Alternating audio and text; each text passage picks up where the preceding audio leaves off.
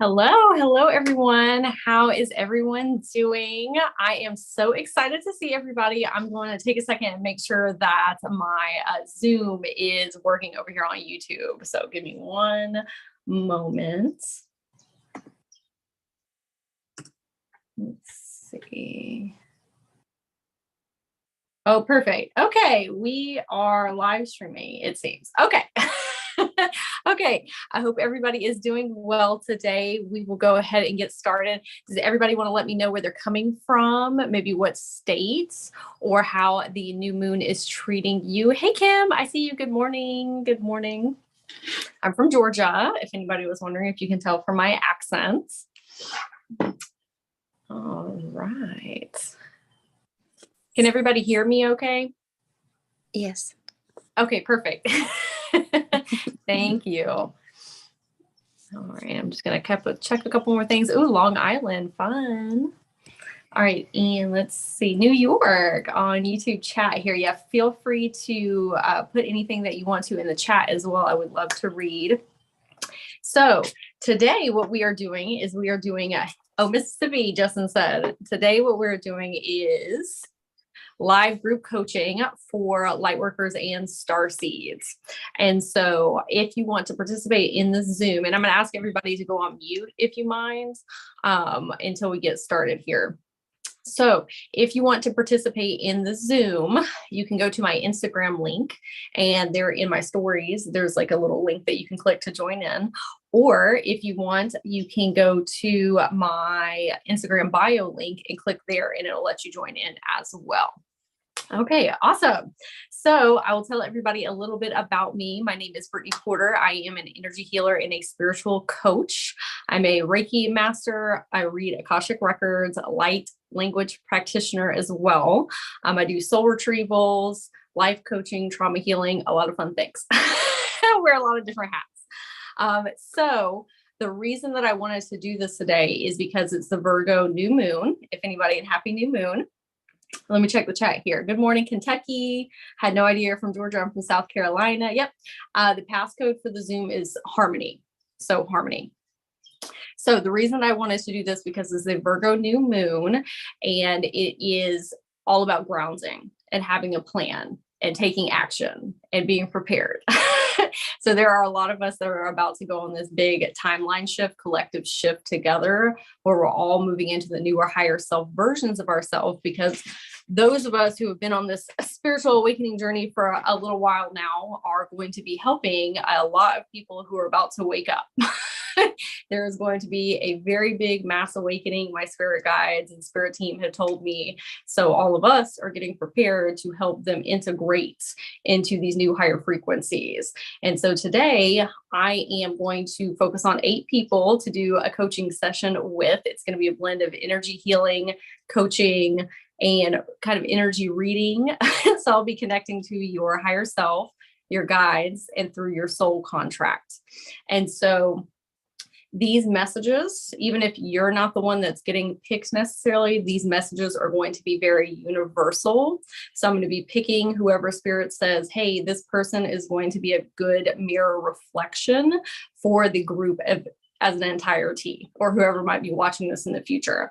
And so my intention, and I think intentions are very important before you do things, because it really shifts the energy of whatever you're doing in your life.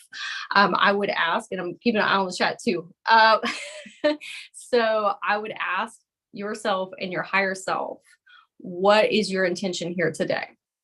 Is it to glean new information or knowledge or wisdom, or to connect with some other beautiful souls? Is it to receive some new downloads? Is it to get some clarity and direction? Like, having an intention is very important. So my intention for this is for everybody to feel more peace and harmony while we're shifting through these heavy, dense energies, to gain some clarity and direction, and also to feel more in alignment with self, and know that like other people are also going through these things. It's not just you, because sometimes when we're, Lightworkers or Starseeds, we feel very isolated from one another. We don't have a lot of each other around us in our 3D scape. And so coming into these spaces is very healing, because you're like, oh, there's other people that are validating my experience in going through these things as well. So that is my intention. So I would also grab a piece of paper and a pen. So that way, if there's any like homework or anything that you want to write down or resources that we talk about, you'll have those ready available. So this is going to be recorded. I want people to be able to come back, especially if you're not able to stay the whole time, or if you want to come back to what your guide said. So we'll be recorded and put on my YouTube channel. If everybody could hit subscribe for me, I would greatly appreciate that as well. It helps my channel grow and reach more people and allow me to do more of these for the collective. So I would greatly appreciate that. All right. Oh, we have another person from Long Island. Cool. Long Island twinsies. All right. So let me get some water here. So again, the 8 people, these are going to be mirror reflections of the collective as a whole. Okay, so does anybody have any questions before we get started? Put them in the chat, either on YouTube or my people here in Zoom, and then I'll answer those before we begin. Whoop.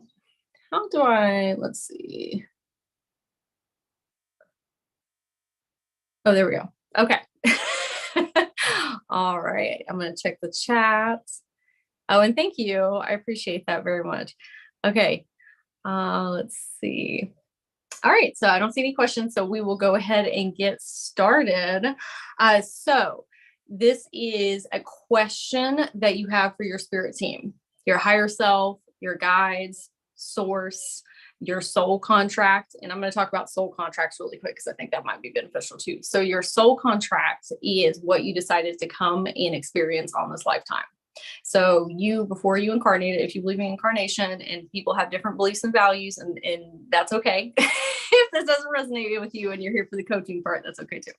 But your soul contract is you and your higher self, or you as your higher self and your guides wrote out a map and a plan of, I'm going to experience all these things. And so that's when we're yearning for our soul purpose, is because we wrote something in there that we're trying to like achieve, whether that's going through challenges and learning growth, that's part of it too. Or if you have some goals that you want to reach. Now, when I say this, your soul contract is editable. Like my guides and the pinnacle and the Akashic records want to be like very mindful about how I say this, because a lot of times people get very constricted, thinking their soul contract is like inevitable. When you have free will, you can change whatever you want in your soul contract, and sometimes that's necessary. And then your soul purpose. When I'm talking about soul purpose, if we have questions come up about soul purpose, what I've learned from the pinnacle, the record keepers, is you are your soul purpose. Whatever you are in alignment with at this time and is bringing you the most joy and peace and serenity and happiness, and you making like a mark and an impact in your community, that is your soul purpose. So even that can shift.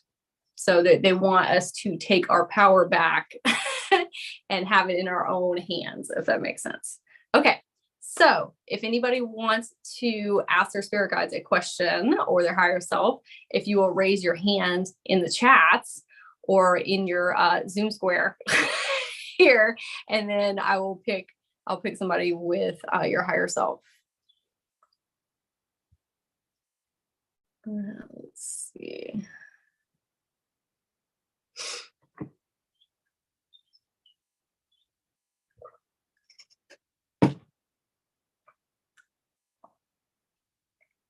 Okay, cool.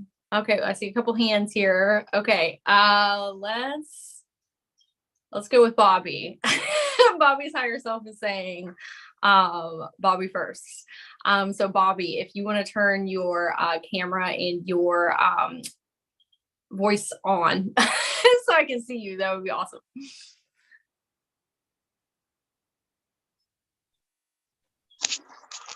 I didn't work, so I'm unable to turn my camera on currently. Oh, that's okay. That's fine. What can I help you with today, Bobby? And good to see you. You too. Is there any advice for my higher self with the issue going on with my daughter? Oh, with your daughter. Okay, sure. So this is, what kind of conflict are we having here? or not maybe necessarily conflict, but what are the both of you trying to work through currently? Because that's a good collective message too, as far as like healing relationships. She's currently having like some mental health issues, so we're trying to work through those. Okay. Is she currently living with you? Yes. Okay. If y'all see me close my eyes, I'm that's one of the ways I connect to higher self. So okay, so healing family relationships. Is she a older daughter? Yes. Is she an adult? No, but close to it. Close to it. Okay. So I'm going to connect with your higher self and we'll see what they have to say.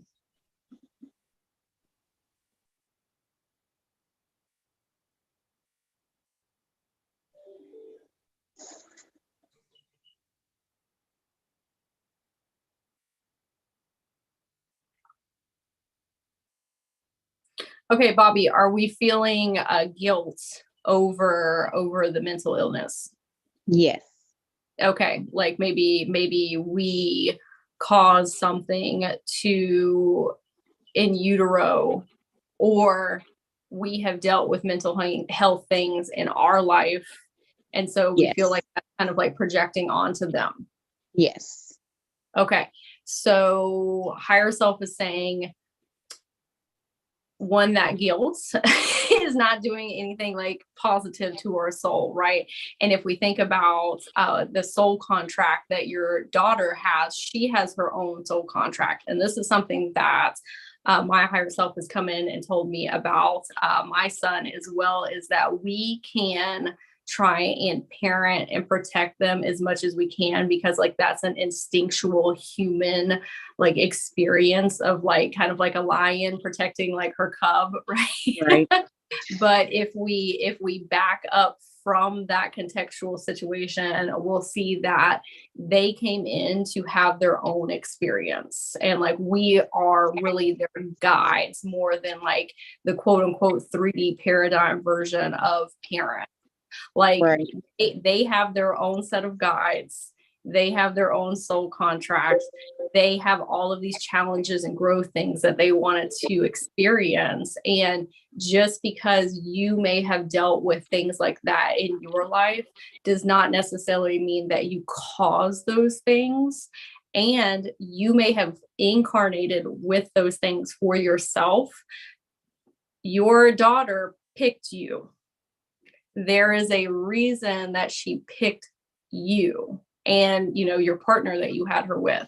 And so she may have picked someone, you, that experienced similar things so that she would have a guide and a mentor to help her through those life experiences. Okay. So I know that doesn't necessarily make it better or easier It makes sense though. Yeah, that's what your higher self is saying, that she picked a person that could help her, who was at like the forefront of, maybe y'all haven't experienced necessarily the same things, but this is somebody that very much understands what she's going through and can help, you know, be a couple steps ahead of her to help guide her through life. Okay, so how does that feel when I say that? Relieving. Okay. Because it was giving me very much, I'm feeling guilty that I caused this situation. Right. Yes. Okay. So what are we doing about the guilt? Letting it go. Okay. It's always good. It's always good to let go. I felt a little bit of relief from your energy when I said that. Okay. So when we have these guilty feelings coming up, what are we going to say to ourselves? Because that's very important to have like an actionable plan the next time it comes around, because this is something that's going to have to be layerly healed. Right. I guess just repeat that it's not our fault. She's here to experience her own life and experience things that she's here to experience. Yes. Also, that sometimes we take the power away from our children because we're like, we have to protect and provide. Right. Like that's our sole responsibility for them. But the way that like my higher self explained it to me too is we don't want to rob them of their own life experiences. True. Very true. Like if we helicopter parent and we say, and we try and keep them in this bubble of safety, life is going to hit them real hard. Right. Yes. And maybe not as much now because we are like kind of ascending into these higher dimensions, higher frequencies. And I think life is going to be a lot easier for like the younger people who are coming up. But even so, like there's only so much that we can do. You know, kids are going to do what kids are going to do. Definitely so.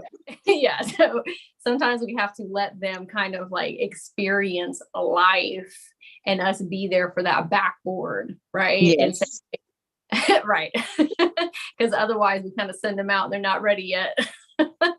So how does that feel when I say that, where they have their own guide team?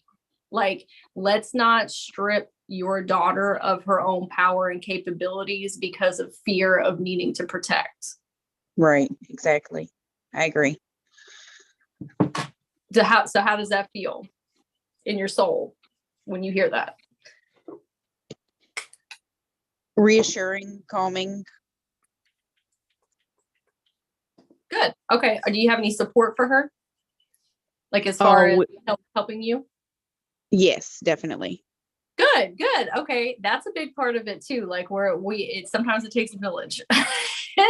And so we need to make sure that we're asking, not only support for her, but what are you doing as a parent for support for yourself? Like, where is your outlet where you can kind of like, your higher self is using the word upchuck some of this like heavy, dense energy that you're feeling, because sometimes as parents, we don't want to say things because we feel guilty. Mm-hmm. But like you're your own individual person and your feelings are validated. Like sometimes it's very frustrating to be able to like take care of a whole nother individual person. So who is the person that is supporting you that you can kind of like unload on? Her stepdad and her stepmom. We co-parent very well together. That's great. I'm sure that you got like a tribe going on there. Yes. It Okay. definitely takes that tribe. Yes. Okay. So do you feel like that you can freely express yourself with them about kind of what's going on? Yes, definitely. Good. Okay. So we have support. Yes. Okay. Awesome. Okay.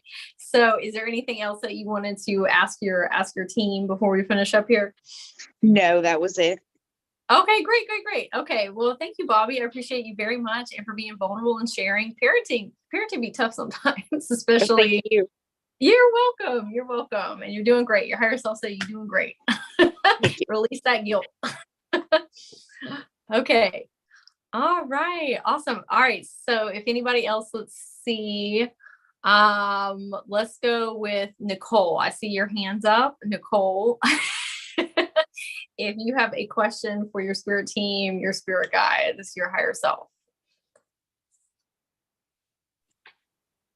Hi. Okay. I'm trying to hold my phone. Nicole. Hi. Good morning.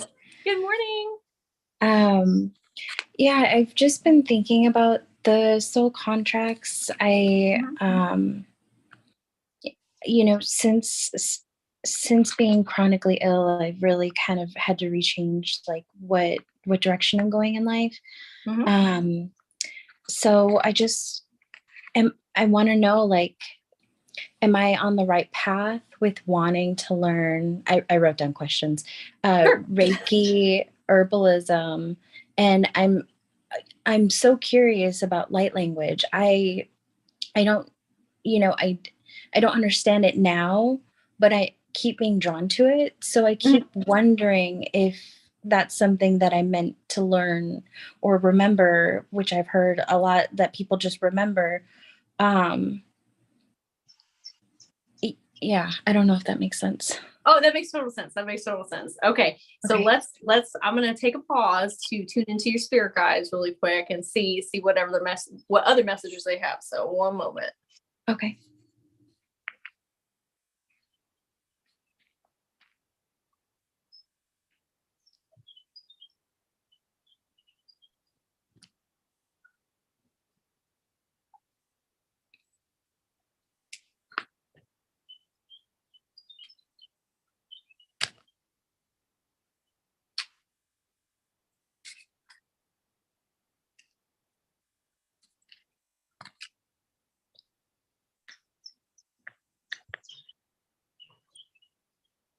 Okay.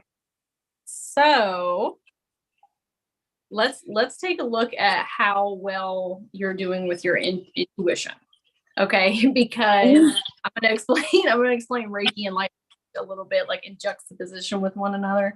So Reiki is more about your physical vessel, your physical body, even though it includes your chakras, which are energetic, pieces of you. It's still in tandem with this physical body, because if you have different incarnations running, each one of those has a different chakra system. Okay. So you'll have completely different chakras in the next one. And sometimes you have rollover things that affect the new chakra system from previous ones. It's where we get into like past life healing. But this Reiki is helping with this chakra system. It's also helping with your auric and your etheric field. So very much like here, right? Light language, on the other hand, is dealing with like cellular DNA upgrades and dealing with like soul level healing from like past, present, and future. So it's very, very expansive, and it helps heal your light body, which kind of like extends way past your physical vessel. And so what your higher self is saying, like, look at where we've picked something to help our physical body and our light body just intuitively. Yep. Like you are finding that balance to heal yourself. So higher self is saying sometimes we don't give ourselves enough credit for how intuitive and gifted we are, like, and how much we can actually see, because you instinctually went to both of those things and know that they're good juxtapositions to one another. Mm-hmm. Okay. So this is where we're going to get a little deeper in here. Okay. So your higher self said, we're not getting enough sun. Okay. We're not getting enough sunlight. Sunlight in itself is purification, and it can help rejuvenate your DNA and your cells. There are different elemental beings of consciousness. So we have the earth, we have the sun, we have the moon, and we have rainbow energy, but they actually have consciousnesses, like they are forms of consciousness. So if you treat them like that, like you would a spirit guide, spirit being, and you ask them to help you heal, they will. So I'm even indicating some shamanism things here because when I was connecting to your higher self, it was like, we need to tell Nicole that we need to start working with the sun, moon, earth, and the rainbow light as their own consciousness forms. And then within that, we really need to start working with the elements like fire, water, earth, and air. That's really exciting because I actually just like started reconnecting with my indigenous ancestors in the last year. Yep. And I've always wondered if any of them are shamans, because I feel like they've actually helped me heal in the past year when doctors weren't. Yep. They're here. And they're the ones that told me we have shamanistic ties. And so they're going to be the ones that mentor you with that. And sometimes when we say things like that, it can be very overwhelming. Like, I don't know where to start. Okay. So on the Reiki end, we need to just keep working on the chakras. Light language, we need to be just watching a bunch of different practitioners, because not all light language practitioners line up with your frequency and your energy. Like you might watch one Reiki and light practitioner like one time, and then 6 months later, it's like, well, they don't really resonate. And then they come back around 6 months later. So just keep going towards the things that feel right and good in your body, and start just looking up like shamanism with fire, earth, air, water. There's also rainbow codes, there's sun codes, there's light codes. There's other codes that extend outside of light codes. Okay. Mm-hmm. I've never heard of that. Yep. So when you go out in the sun, or this is for anybody, when you go out in the sun, you can ask to connect to the consciousness of the sun and receive sun codes. They're more of like a masculine energy than light codes, which are more like feminine energy. Okay. Rainbow energy is very much like that unicorn, fairy, angel-esque type of codes. Ooh, I like fairies. Yes. You probably like fairies because you're an elemental being. Like you're meant to be working outside around like the elements in nature because you have these shamanistic ties. So that's why we need to keep on working on healing the physical vessel so we can actually get outside. Okay. That makes sense. Yep. But the ancestors are going to mentor you. Don't feel like you have to have everything figured out today.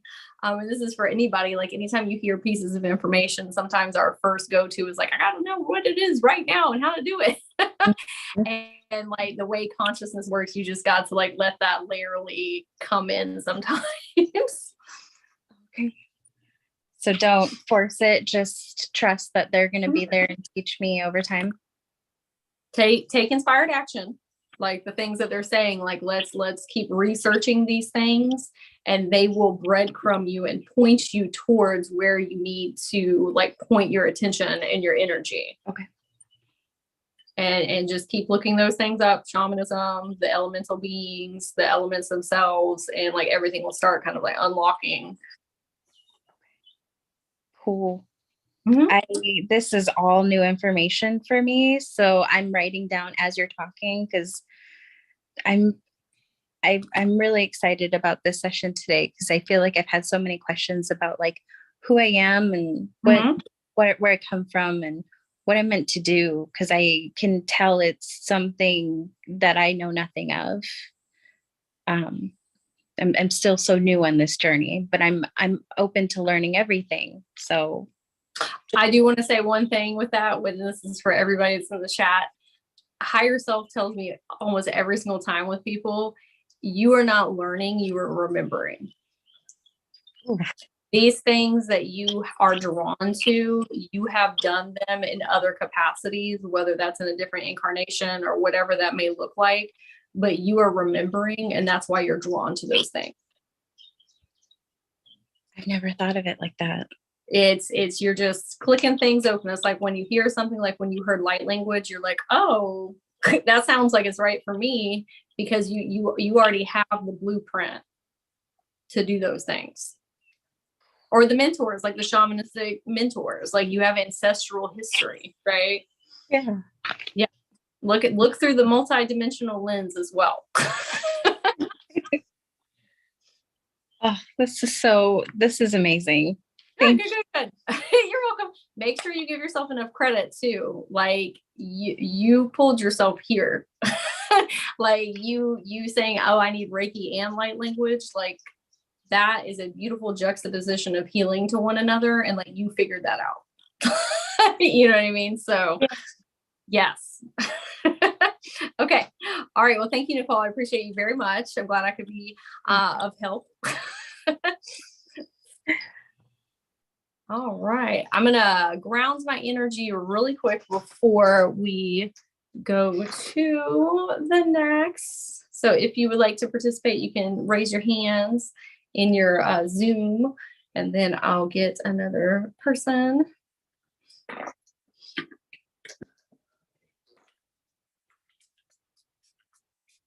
All right.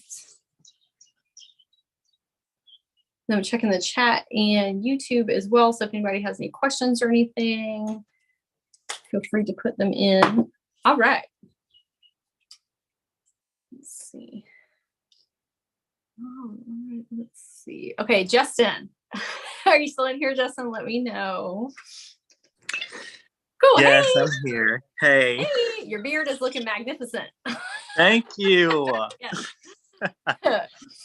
Okay, what questions do you have for your spirit team, spirit guides, higher self today? Okay, so it's kind of a loaded question, Okay. and I kind of answered it myself as I've been sitting here, but I would love more guidance. So I know what I want to do, and I know who I want to be, and I know that I am doing that, and I am that person, that being. Mm-hmm. So it's like I understand the why, but I don't understand the how.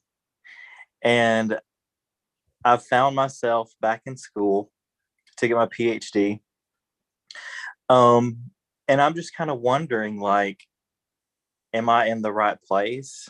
Like, is this the right part of my journey to continue on to becoming that? Because I want to be a spiritual coach. Like, I want to be this, like, medicine man, like healer, like, and I have like manifested so much. Like, I love where I am. I love the house that I'm in now. But there's still this like twinge of, is it right though? Okay. So, I guess just some guidance and clarification on what's next. Yeah. Does that make sense? It does. It does. Okay. And that's a good collective message too, of like, what do we do when we don't know what we should be doing? Yes. Okay. So, and Nicole said, congratulations on your PhD journey. Thank you so much. Yes. Okay. So I'm going to close my eyes for a minute, tune into your higher self, and then we'll get going here. Okay.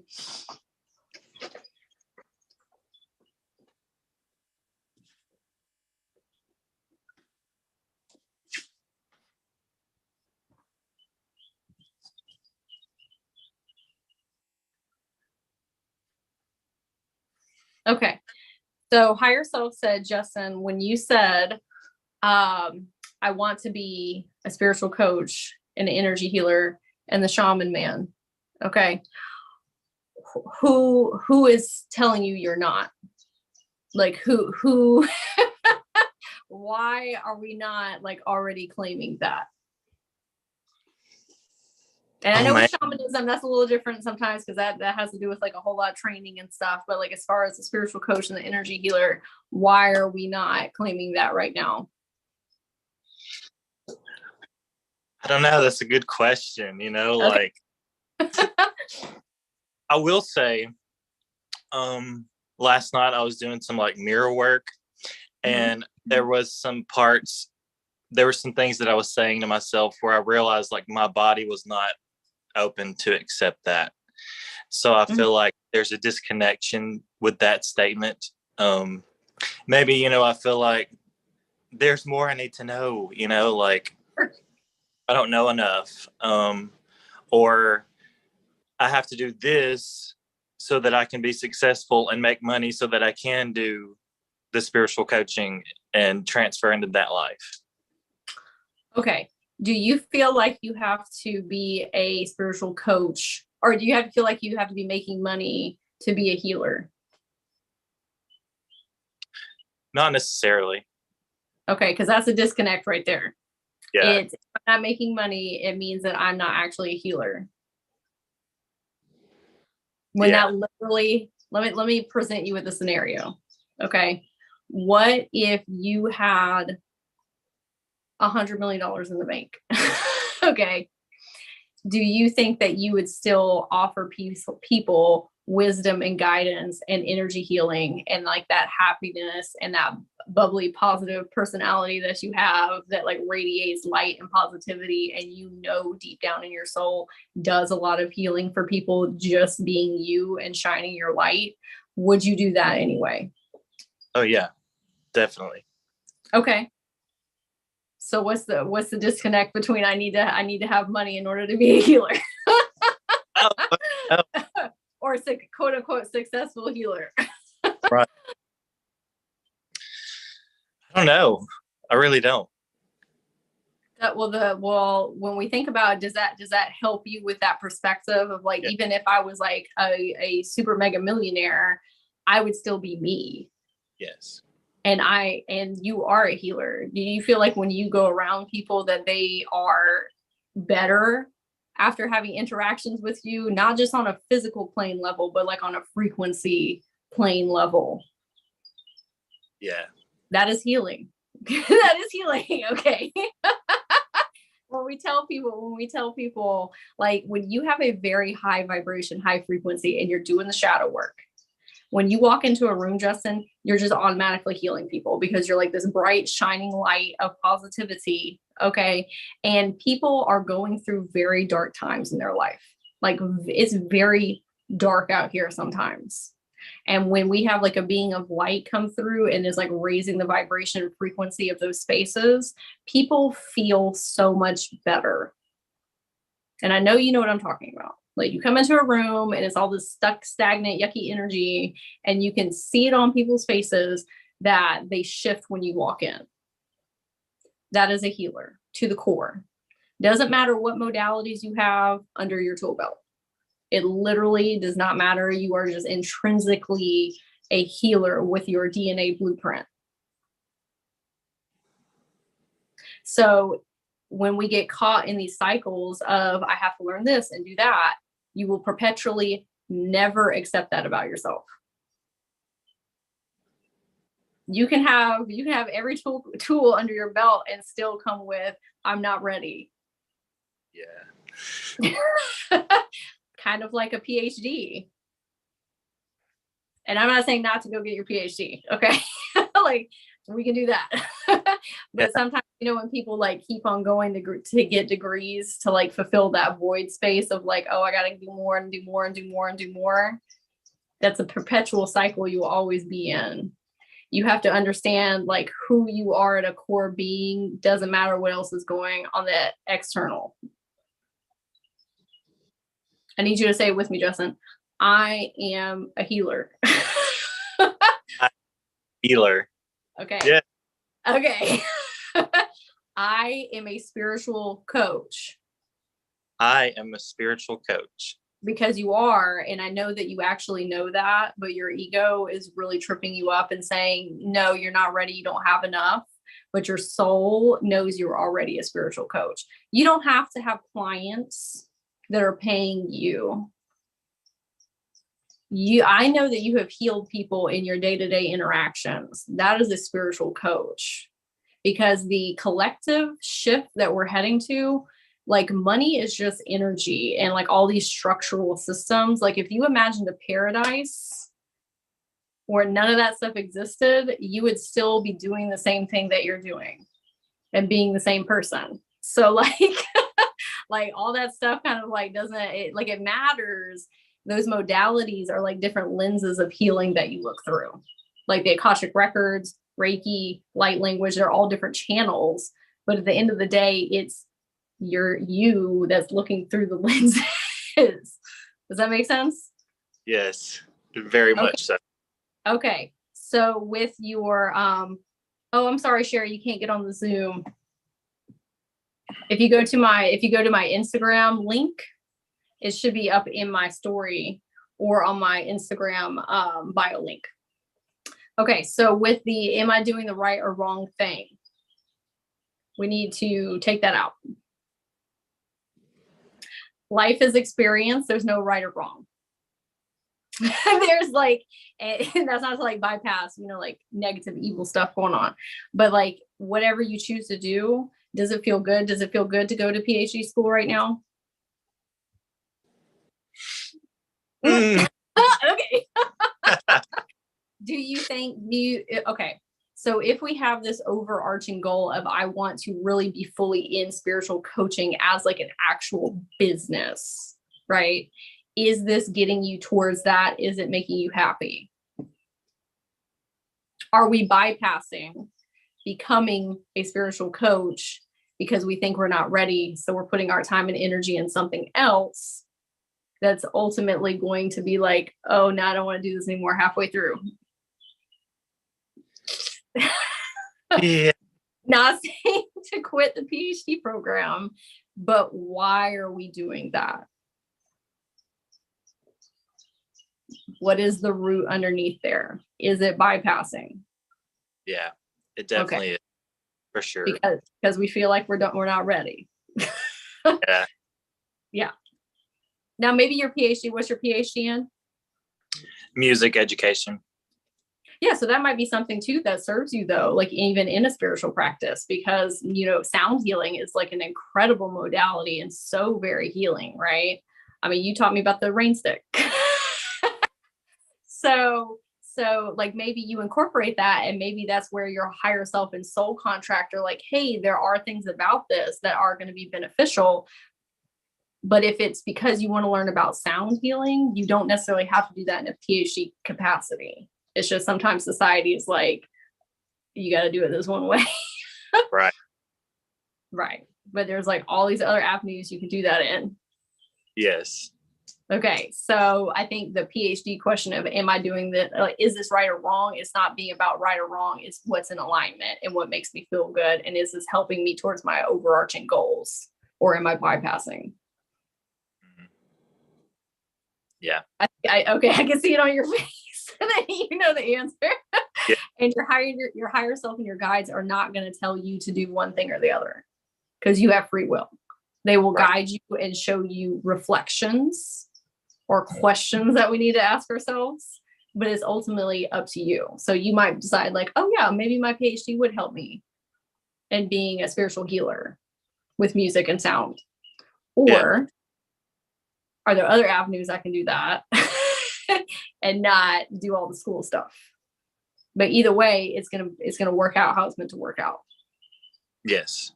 Yes. We just need clear direction on why we're doing things. Yeah. Okay. Okay. Yeah. How does that feel? hearing all of that from a higher self. It's really good. Okay, good. Yeah. Some of that was what I had answered for myself while I was listening to you talk. Okay. And I have realized that I am bypassing for sure. But it's good to hear, that I am a healer and I am a spiritual coach, and I don't have to go through all these different courses to heal people, because I am now. Yeah. And whatever you choose to gain for knowledge and wisdom modalities, higher self is like, we love that. Yes. Like, never stop learning, right? Yes. Because you have the archetype type of, I will always self-develop and be self-aware and learn and grow. But you will never start that spiritual coaching practice, and you will not be successful in it until you fully grasp onto, I am a energy healer now. I am a spiritual coach now. Otherwise, it's going to take so long to fit that into your paradigm, into your reality of being. We have to remember, we have to live and breathe who we want to be in the here and now to make that happen. Yeah. Ooh. Yeah. Once you really accept that about yourself, Justin, your whole perception of reality changes everything. Because now you're looking through the lens of, I'm a spiritual coach, I'm an energy healer. And now we're looking at different opportunities and things in a completely different scape. Does that make sense? Yes. Yeah. You going to the optometrist and being like, now I'm putting on the glasses of being a spiritual teacher, a healer. And I've experienced this all before. It's almost like I'm stuck in a pattern here, I get to this where I am experiencing and I'm living, but then it's ooh, let me do this. Cause I guess, because 3D paradigm is easy to fall back on. Yeah. Jumping off on a leap of faith on yourself that's a whole new ballgame. Something you don't know how to do, quote unquote, don't know how to do. Right. But I've done it before. Mm-hmm. And I know that it works out every time. So it does. Yeah. Because you will be a happier, healthier version, and so will the external reality around you when you take that leap of faith and you choose yourself. Yeah. Okay. Well, thank you, Justin. I appreciate you very much, and hopefully that helps. So thank you. Awesome. You're welcome. Bye. Bye. All right, I'm gonna ground here real quick, and then we will go with another being.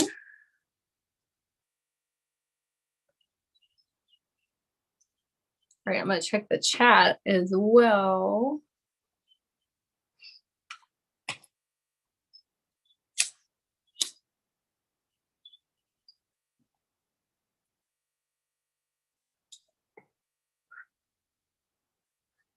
All right, this is for everybody too. If you need some cleansing and clearing. All right.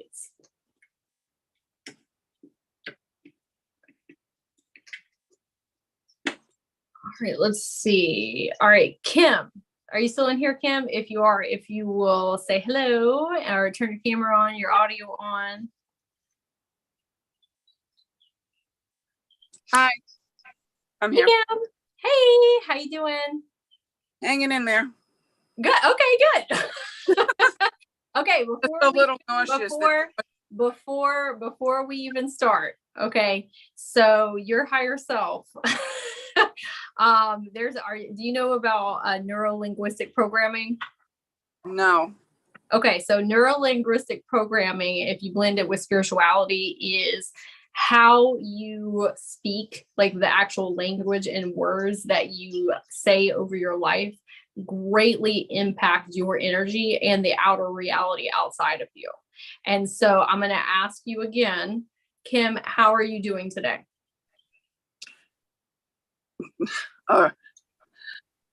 Well, I'm doing well. Okay. And not to bypass if we're having like a negative day, not that you are, just like in the future, not to bypass if we're having a negative day, but where our attention and energy goes and how we speak over things. When we actually say things, it's bringing like ether stuff into physical matter. Like it's creating it like into your actual external reality. And so like if we say, for example, and this is not to like be judgmental, your higher self just said sometimes we're not the best about positive speech on self. Do you resonate with that? Yes. Okay. So higher self said when we say things like just hanging on or hanging in there, that is what we're going to see in our outer reality for the rest of the day. Because your subconscious is going to try and affirm that for you and bring that like, oh, they said this, so let's prove it to them. Okay. Okay. So what question did you have for your higher self, your spirit team? David and I are, he keeps coming in and out of my life. Found out he's my twin flame. He's back in my life. Are we meant to be together in this lifetime? He's always on my mind. It's crazy right now. Okay. So when I say the sentence of, let me take a pause and connect with your higher self because they want me to say it a specific way. So one moment.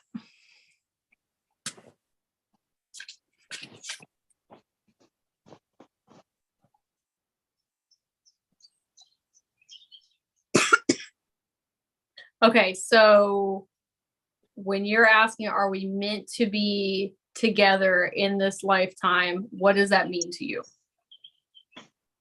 Will we actually be a couple instead of just seeing each other whenever he comes into town? We're long distance. I live in New York, Tennessee.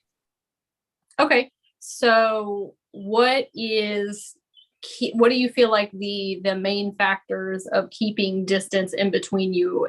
Like what is causing that right now? Like why is a long-term relationship, or, do y'all have kids that are kind of keeping you from one another? What's going on? He travels for work. His job, he travels. Okay. So what's preventing you from moving closer to him? My parents. Why are the parents preventing that? They need my help. Okay. As far as like care? Yeah. Okay. Sorry. So go ahead. Sorry, I'm just getting emotional. Oh, it's okay. That's good. Getting emotional is good because it's a good energy release that we're having. So this is a safe space. So that's a lot. That's a lot of responsibility, and it's a lot of like energetic cord ties, right? And sometimes when we want to progress in something, it's a little difficult when we have those responsibilities and energetic cords running with other people like that, right? Yeah. So when we ask the question, are we going to be together? Are we taking the factors in of, I have made a commitment to help my parents, when that is something that I'm like energetically tied to right now? It may not actually be that y'all aren't meant to be together. It's just you have things that you have committed yourself to. So it's causing that distance in between. No fault to you or to him, right? But when we have responsibilities like that, it's causing that distance. True. So how does it feel when I say that? I've been told by several people that I have to do me. And if my parents need the help, I should look outside to get them help. Because I recently just found out I have a heart issue from COVID. Okay. I'm sorry about that. So I've been told by a lot of people that I need to step back from being their caregivers and do me. Okay. So do you have it within your capabilities, capacity to get somebody to help them, like more than what you're doing right now? Yes, my nephew lives with us, and so does my daughter, and they're both in their 20s. Okay. Are they taking like an active role in this? My daughter helps with housework and cooking. My nephew just works and sit on and just in the basement. Not. So he's not pulling his weight. Okay. So sometimes are you good at asking other people for help? No.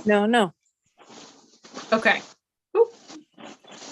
So sometimes and I was in a situation like this when I was taking care of my grandmother, like I was her sole caretaker and she lived with me, and I was so stressed and anxious and I was investing so much into that caretaker role, but that's also because I didn't want to ask other people for help because I was very prideful.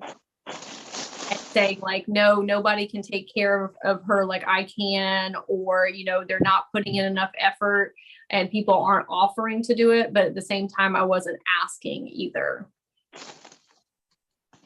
Well, my sister lives 3 hours away. And he lives in a group home. So there's not many people in there.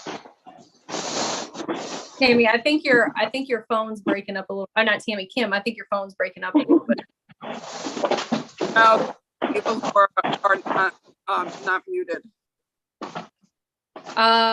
Hold on. Let's see. Tammy and Cheryl, can y'all do y'all mind muting your Zooms, because I think there's some like background noise going on.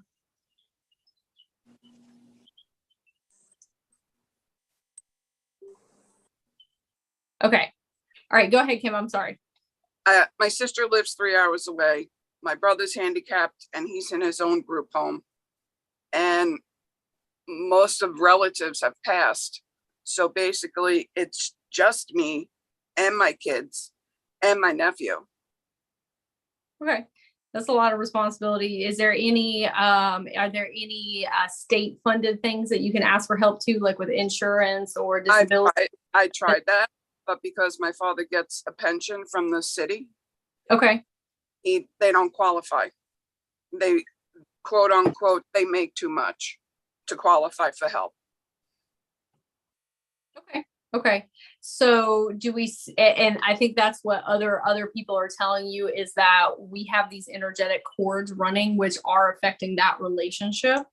And sometimes we are in those kind of like rock and hard places, but we have to try and reset. We have to spend more time and effort trying to find external resources to help take that weight off, instead of going with, well, this is all I've got, which it does seem like that sometimes. And it's very overwhelming because I have been in those spaces as well.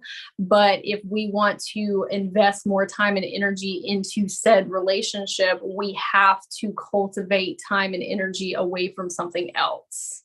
So that might look like asking your daughter, your nephew, or I think you said your son, to step up more and help you, especially because they are like living in your home space. Like it needs to be more of a delegated, like, hey, this is a family thing and it's a shared responsibility, because you are your own individual person too. Like you have your own needs and wants and desires.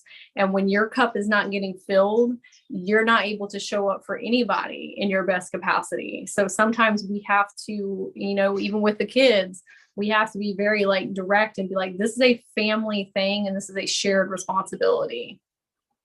Or try and be more, I don't want to use the word like aggressive, but finding more resources to come in and help.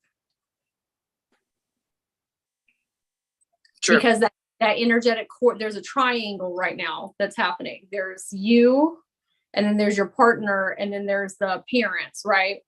And it's all feed looping each other. And so like there's too much swinging this way and not enough swinging this way. And then sometimes higher self and your guide teams will put something in a way of a relationship to cause distance and dissonance in between the two of you, because that relationship is not meant to work out, or you're not meant to be with that person. So that needs a deeper dive too. Like, is there a reason that I'm being blocked from said person? Like if we look at it through that perspectual lens, it is my higher self and guides like trying to shift me away from that. What comes up for you when I say that? Then why does he keep coming into my life? That's because we have energetic. Go ahead. They keep bringing him back into my life. Do you feel like it's a good relationship? It's like it's a typical twin flame. We're in and out of each other's life for the past 5 years. Okay. Well, I have a little bit of a different, and what I've seen with people's soul contracts is sometimes we're not meant to be with our twin flames. And not saying that about y'all at all. Like that, just these are different lenses in which you can look at your situation in. Like sometimes our twin flame is meant to come in and help us grow and help us evolve. But that doesn't always necessarily mean that we're meant to always be with that person. And True. So we have to look at, is this person, this soul, causing me more anxiety and damage, but I'm attaching myself to them because they are my twin flame? Because that might be your karmic lesson in and of itself, of choosing self over a karmic relationship. Like twin flames can come in and do that too. Like you have a choice here. Are we going to pick somebody who's not in alignment and good for us, or hold off until, they get on the track they need to be, which also means you getting on the track that you need to be? Or do we need to choose ourselves and disconnect from that? So not your higher self and your guides aren't saying to do that, just looking through that lens of, are my parents kind of a block because I need to look more at this relationship? Or am I not investing more time in this relationship because I'm over investing with parents? Like that's the imbalance. Okay. I know that doesn't really like help a whole lot, but it's just, they need you to look through these different lenses so you can get a clearer direction and clearer picture. Well, the thing with my friends are, everyone's like, well, those are your parents. You need to be taking care of your parents and all that stuff. And I'm like, but I also have to do me.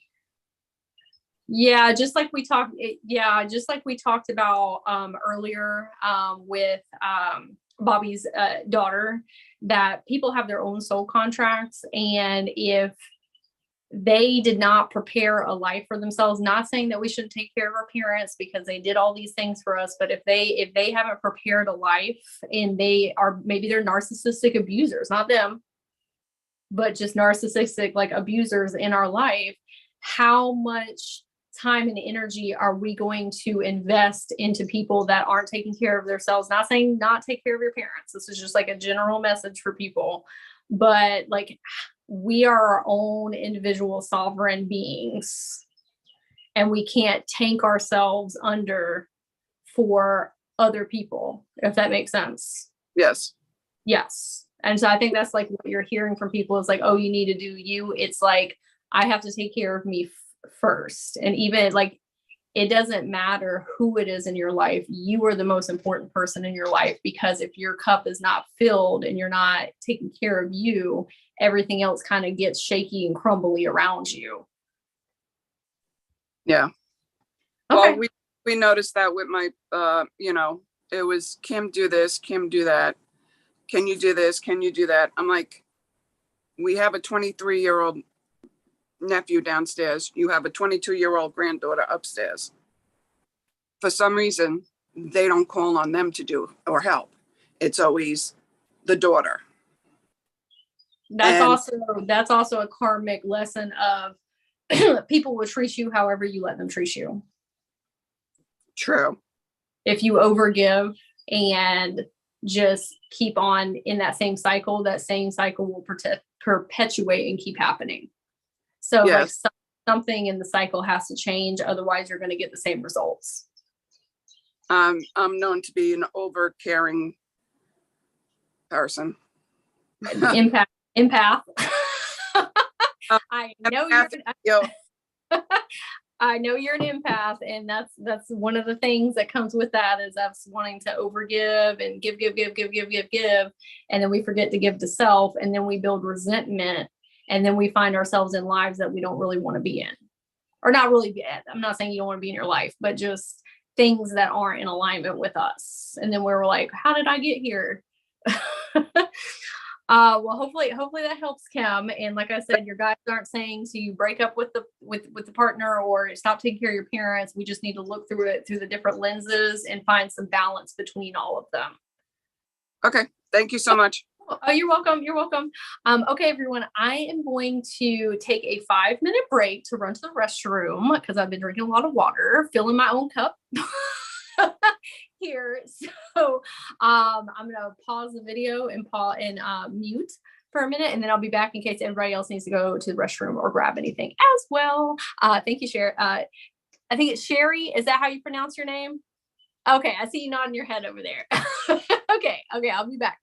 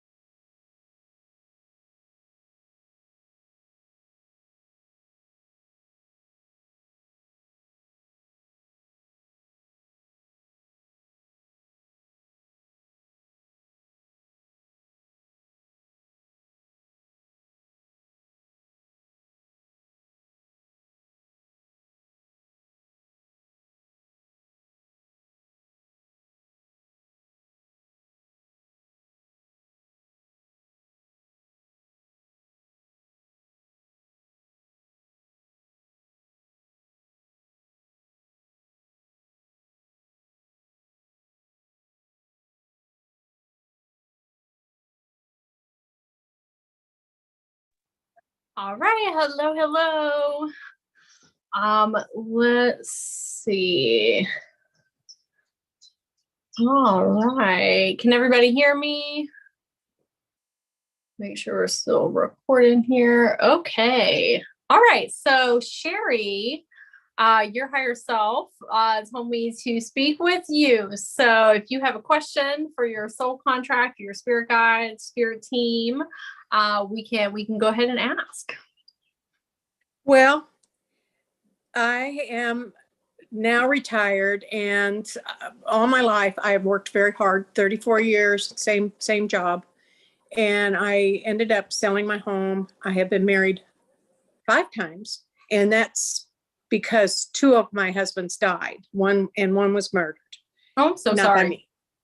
Okay. And so that was that was when I was 34 when that happened, and Wow. 44 when the second one, and so very young.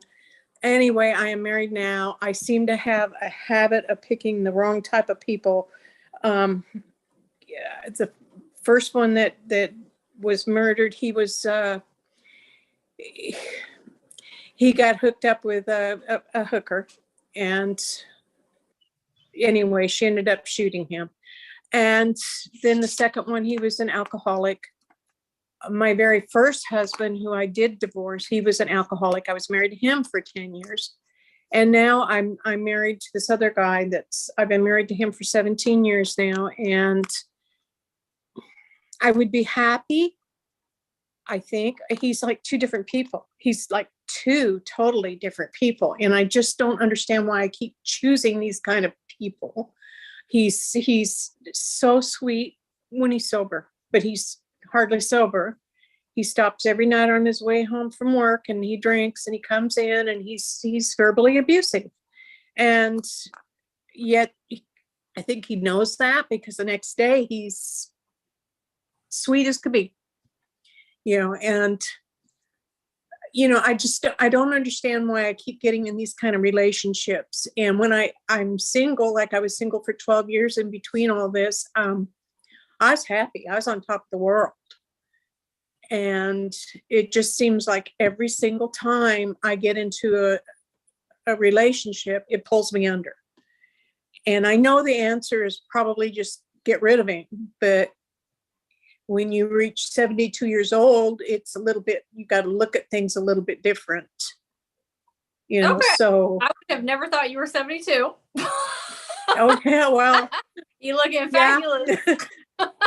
Thank you. I appreciate Yes. that. Two grown sons. I have one that's 56 and one that's 52. Wow. And my granddaughter. And I have 5 great grandchildren. Nice. So, well, Okay. yeah, but they're all disconnected, kind of. My youngest son, when I retired, he seemed to fall apart, and because I sold my house and I moved to the country. I lived in Dallas, but I moved kind of to the country, and it's not all that I thought it would be. And I sold my home that I had taken care of forever. And that son, who I never in a million years would have thought, he turned to drugs. So I hardly see him now. Okay. Okay. Yeah. Well, let me stick with the original.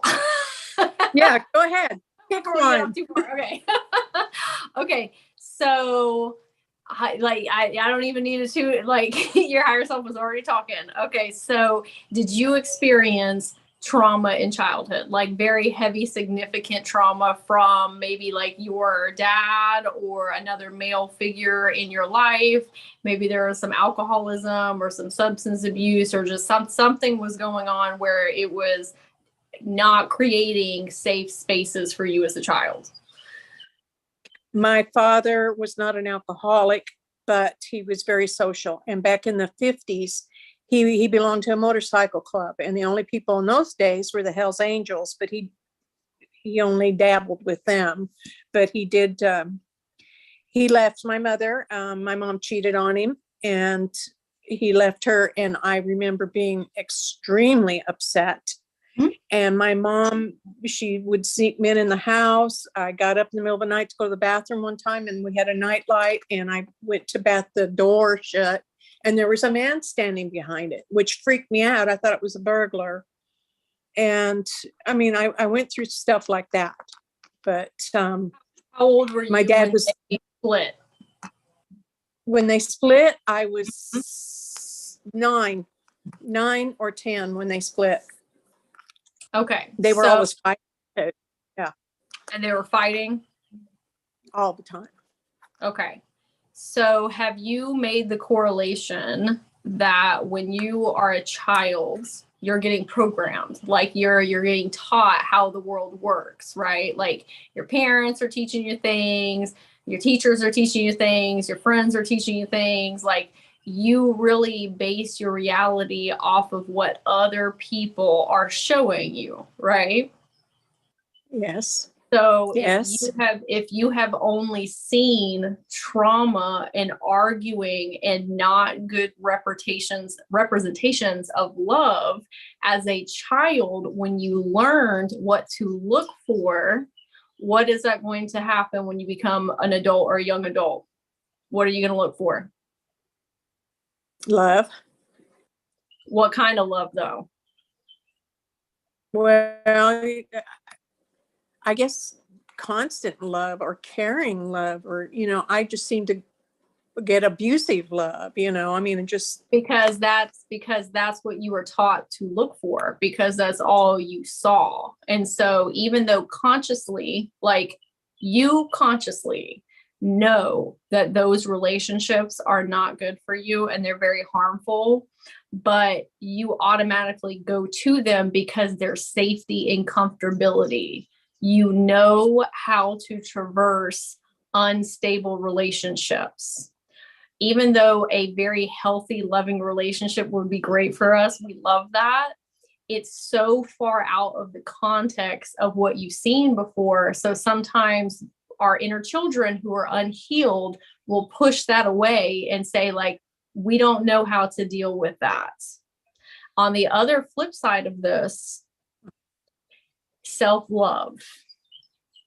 If we are not doing well on self-love, we are going to get that mirrored outside of us with other people.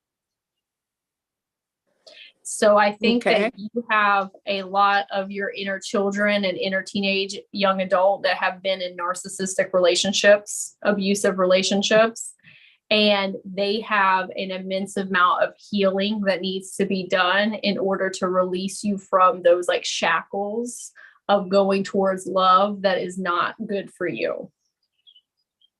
And so what we can do to start that process is we can start. Yeah, we can start. I don't know if you meditate, but I try to. I can't focus on. That's okay. So what we're going to do is we're going to get into meditation and we're going to say, hey, are there any younger versions of myself, whether they're inner children, teenagers, young adult, that need me to help you heal? Oh. And you're going to say, how old are you? Really? What do you want to be called by? Because they might have a nickname they want to be called by. Okay. And we're going to say, and we're not going to try and just jump in there and heal the trauma at first. We need to build these relationships and say, hey, I'm the higher self, the adult, the parent, the friend that you needed during those times. And I'm going to help you heal through those really heavy things that we went through and help you learn how to love yourself. Because they're the ones that are still holding on to all that trauma, that are making you look through the lens of abuse. Let me find abusive relationships. And I don't I don't always mean physically abusive. I also mean like emotionally, abusive as well. Right. Yeah. I've seen all of them. Yeah. So those inner children, all those beings inside of yourself, all those different phases have created that lens. And in order to take that lens off, we need to help them heal and let go of that stuff. That's some heavy, heavy shadow work stuff to do though. It's not going to be easy. I'm not going to tell you it's going to be a piece of cake. Okay. But the more that you help them heal, the more changes in your current reality. Because they're the ones that are pulling those experiences into you, because it's pattern recognition. But it's probably not going to change anyway, right? Unless I make that initial step to change it, which You got to take action steps. And part of that is shadow work in healing and learning to do that really deep internal, like, self-love. But sometimes people are like, I don't know how to show myself that type of self-love and do that type of shadow work. So this is like a tangible way for you to start. Like, okay, I'm going to go in and start trying to heal my inner children. And when you do that, it not only heals them, it heals you right now. okay.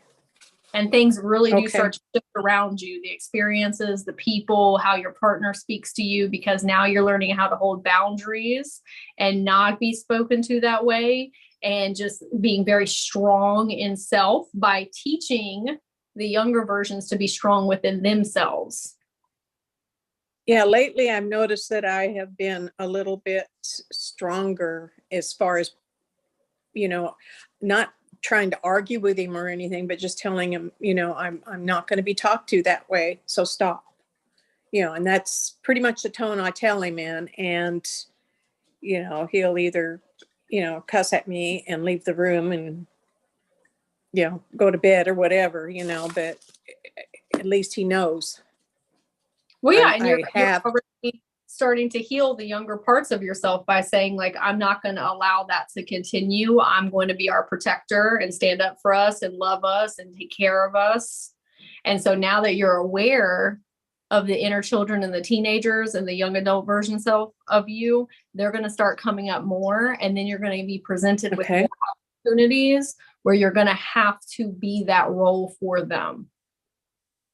It's funny because this has been happening like the last couple of months when I have been, doing a lot of the online Reiki and you've opened up, doing up your energy body, and they're starting to come up. You're starting to feel them, and then you didn't know they were there. You're like, I feel something coming up.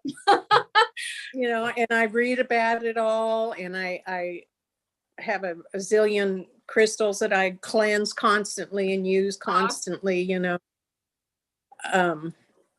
yeah, I feel a little bit different that way, but I couldn't figure out why, I've always selected these kind of people, it's like I'm in my comfort zone or something, and I barely even drink, that's what's really funny is here I'm picking all these lovely people to be around, and I barely drink. It's just it's pattern recognition. I know how to traverse trauma. It's a safety mechanism. I know how to deal with that. Like I have gained all these empathetic skills, and I know how to traverse that. And I know in at least if I have trauma, I know what that looks like, and I know how to deal with it, and I know how to do, to go about that. But if you have like a super healthy, loving relationship, that's so far away from what you've experienced. So that's why you have to be that person for your inner children. You have to be that for them, to teach them what that looks like, because you will never find that in another person until you find it in yourself. Sounds good. Yes. Okay. But that's a good place to start. I got something to work with. Yeah. Yes. Okay. Well, good. I'm glad I could help. Okay. Well, thank you. Thank you so much. I appreciate you. I appreciate you. Thank you. Yes, ma'am. Okay. All right. I'm just going to ground. Sherry, would you mind turning your camera off if you don't mind, just so it's easier to focus on the next person. Okay.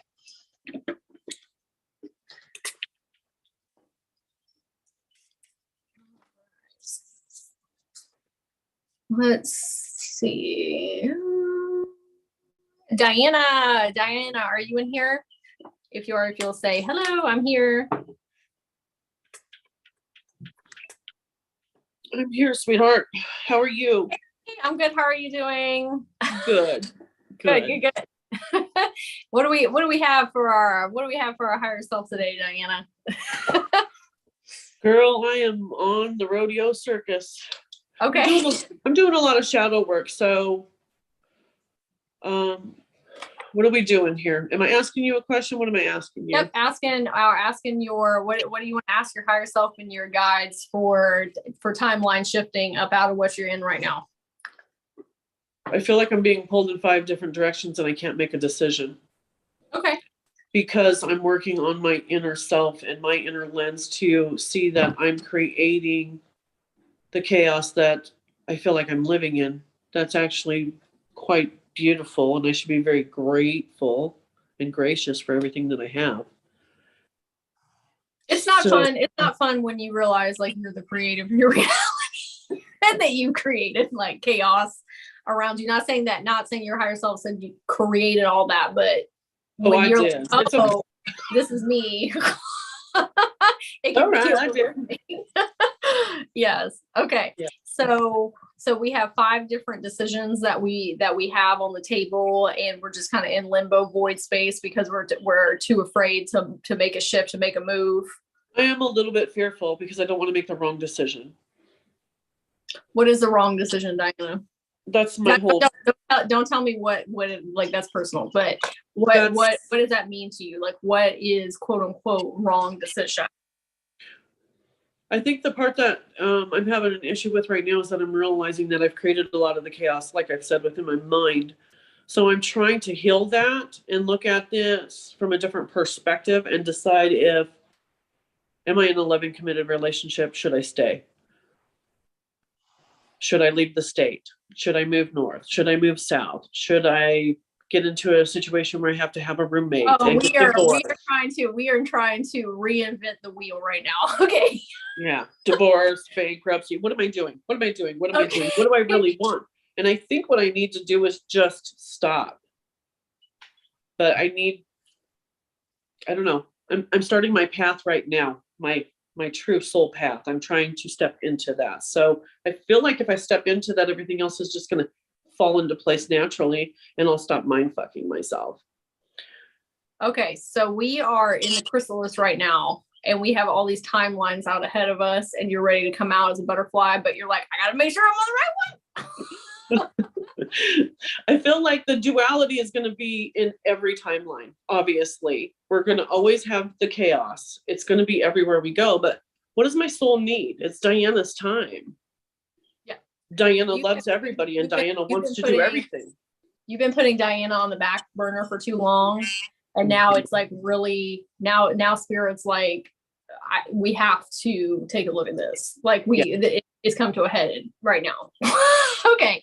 So, and you're like, I just want out of this life completely. This is where if we are staying in limbo and void space and not making decisions because we're not trusting self enough to, like, even if we make the quote unquote wrong decision that will course correct, but we're not even like stepping out right now, is we get so burnt out that we're just like, I want out of this life completely. And then we start detaching from things that we don't really need to detach from. We're just like, bump all this noise, I'm out.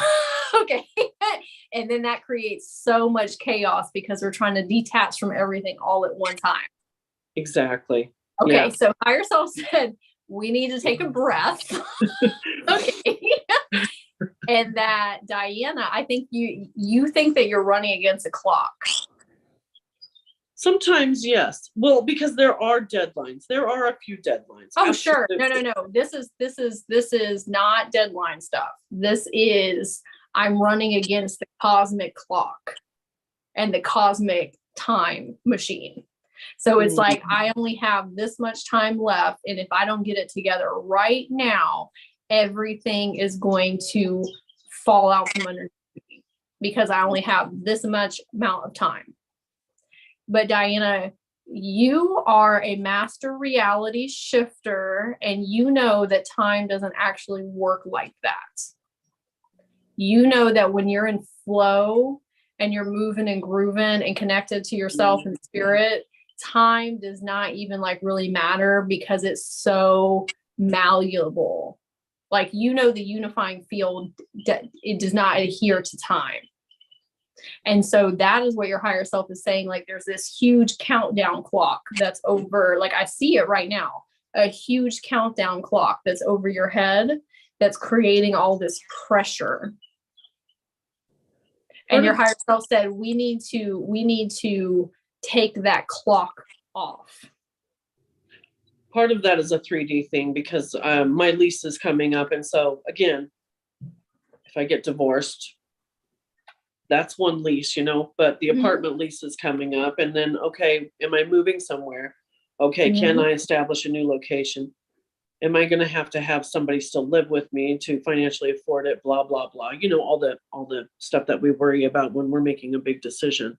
Sure. That's my clock that's really fucking with me right now. Pardon me, but that's what it is. Part of that cosmic clock too is you think that you can, like, that you are not going to be there for yourself. Like, I have to figure out, like, even if things go like majorly awry, okay, you have this sense that that's going to be it.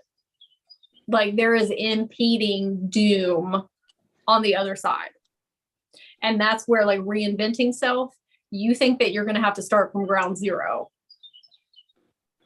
I feel that way because of the financial. That's a 3D ego mind trying to say, please don't do that. We've done that so many times. We don't want to do that again.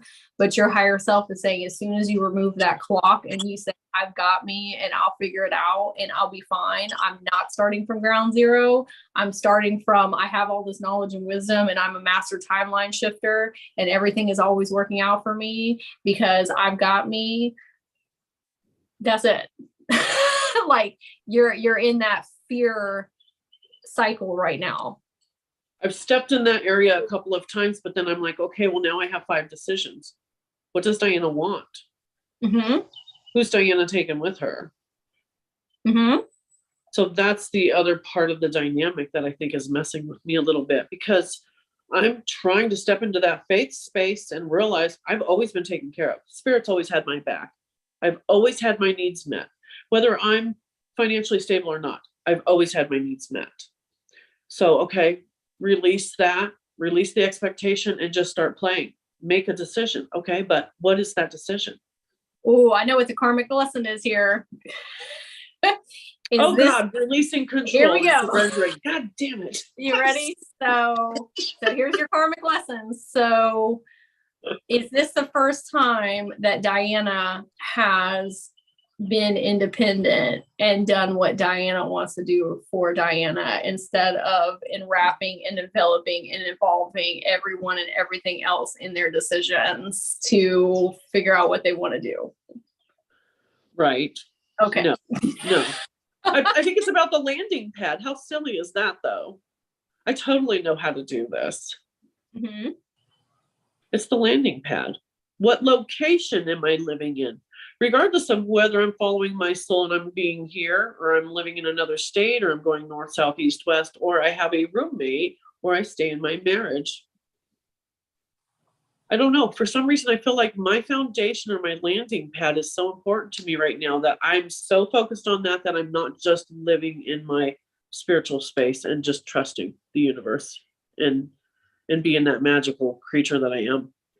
Yeah, your higher self is like, we just got to pick a landing pad. Like, it's like, but you're having to cut cords with people and their perception. That's that karmic lesson that I was trying to say, is you're trying to cut cords with other beings and other experiences and outcomes and trying to just like view life through your own lens. And that's scary because you've always been a caretaker and taking everybody else and everything into consideration. And now higher self is saying, we have to cut all those cords and pick a landing pad and say, doesn't matter what landing pad, I'll hit it, but then I'll get up and start running. Like, you're afraid you're going to hit the landing pad and just like lay there and just like, that's it. Yeah, I think I'm afraid that I'm doing it for everybody else again, and that I'm not just doing what Diana needs for Diana. But you are. That's why there's so much fear coming up, because your ego is like, oh no, I really feel her about to detach. Like I really feel her about to detach from everybody. So we're gonna make this as difficult as possible. Oh yeah. Oh yeah. So far removed from what you've done in the past. And your ego is like, please don't do that. Yeah, I've been speaking my truth and my body is freaking out. It's going through so much trauma release. It's ridiculous. It hurts. It's kind of scary. It makes you feel like, oh God, I need to go to the hospital. And it's like, no, you're releasing a bunch of energy. You're okay. Take a deep breath. I'm like, oh yeah, I'm okay. You're caught in a time loop where your higher self said the only way out of this is to do something different and pick a different landing pad and just pick one. And then whoever's meant to be in alignment is going to stay, and who's not is not, and that's fine. You have like this big overarching fear that family and friends are going to cut the cord and disconnect from you if you pick a way off landing pad. But like, you got to have more faith in yourself and your connections and your relationships too. It's a mental prison I'm trying to break free of, because I'm still angry and disappointed about the way that I've allowed things to transpire this last 8 years. Some of the decisions that I've made throughout my life, I'm mad about them. And instead of being like, Diana, get back on the bicycle and shut your fucking mouth, I'm all, oh my God. That's attaching you to time. That's the cosmic clock. Because those memories that you keep reliving and beating yourself up for, they don't even exist anymore. Like it's not like, we really, if you want to reinvent yourself and leap and go forward, you have to blank slate. You have to say that stuff happened and it's real, and those feelings and emotions from that, but those are no longer existing. I am a new person, and we are blank slating and moving forward off my new landing pad. Like, you can't keep attaching yourself to the past and those memories, because that's what's keeping you here. I'm trying to integrate the lessons and go, okay, so what am I creating now? I don't even care, man. I'm ready to jump in a van and look for Scooby-Doo and become that gypsy wanderer. I'm just like, oh my God, I'm just done with all this. I'm exhausted. I am mentally exhausted with all this 3D bullshit. I'm so tired of it. Well, if you want to be 5D up frequencies, that also comes with, I'll let go, and whatever happens, great, because I'm in alignment with me and I'm choosing self, and what's meant to happen is going to happen. That's jumping off into those frequencies. Girl, my shadow is a little bit scary. She's a little bit nuts. Yeah. It's like that sometimes. Yeah. I'm ready to get my freak on and just be nuts. I'm just like, okay. Yeah. I got to break these chains. I don't know what this last chain is that I'm not able to break. It has something to do with my childhood, and it's driving me batshit crazy. It's part of, this is the first time we're really like just choosing us. Like this is really the real stepping into my goddess. This is like your real checkpoint of, I am going to choose myself this time. And it's the first time you've actually done it. So it's terrifying. And you've made decisions before, but you know what I'm saying? Like, we have never really made a conscious, only for me decision before. That's true. I did, one other time, but I still pulled somebody with me, and it wasn't just me. It was never just me. There was always something. Disconnect completely from everyone and everything. Not cut them out, but like for a moment, and just say, if it was just me, what would I do? And then that will give you a good indicator of what landing pad to pick. Because who is meant to stay is going to stay no matter what landing pad that you pick. But you have to pick it from the viewpoint of only me as a soul on this earth. Not Diana, the soul. Well, then I'm just a tree in the forest, and I'm all up in my head with spirit having a party, girl. Maybe that's what you need to do, Diana. Well, hopefully that helps, Diana. It really did help. Thank you. Sorry, I swear so much. Oh, no, it's okay. Well, thank you, Diana. I appreciate you very much. And like I said, hopefully that helps make a decision. I think it will help me. Yes. Okay, good. Okay. Thank you. Thank you. You're welcome. Okay. I'm going to take a second to ground my energy, and then we'll pick another person here.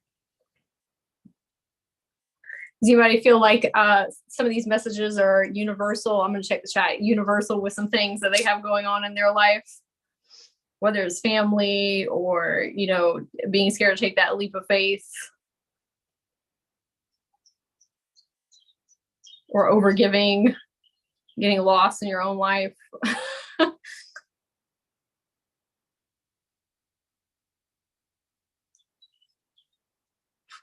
All right, so we'll do some cleansing and clearing for me and for everyone.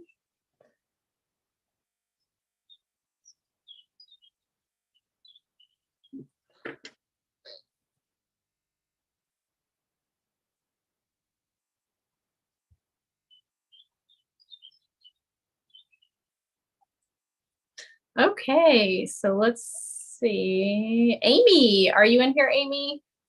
If you are, if you'll give me a... I am. Hey! Hi. How are you doing? I'm doing amazing. I was just trying to ground myself after that Oh, because I hey, literally Amy. almost had a I panic didn't realize attack. I didn't realize it was you, Amy. Hey. Hey. Hi, how are you? Hey. Good. I like your pigtails. Those are cute. Thank you. Yes. Okay. So what question do we have for our higher self?